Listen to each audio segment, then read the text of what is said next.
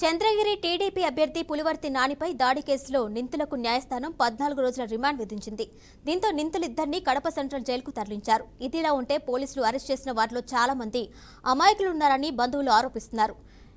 లడ్డూ పోర్టులో పనిచేసే ఒకరిపై కేసు పెట్టారని ఆరోపిస్తున్నారు. తిరుమలలో 12వ తేదీ జరిగిన స్థానిక గలాటాపై తిరుమల 2 టౌన్లో పోలీసులు విచారణ చేపట్టారు. ఆ కేసులో విచారణ పేరుతో తీసుకొచ్చి యూనివర్సిటీలో జరిగిన అల్లర్లకు కారణమంటూ కేసులు పెట్టారని నిందితులు బంధువులు వాపోతున్నారు.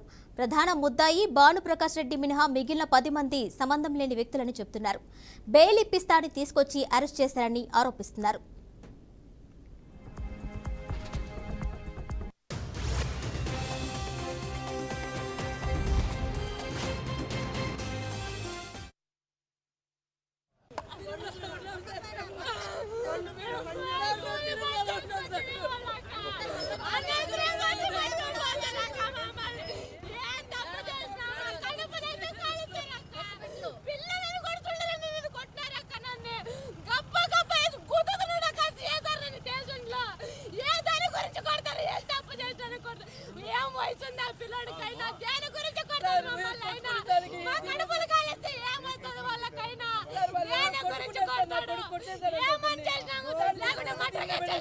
తప్పు చేసినామా పర్సులు కొట్టే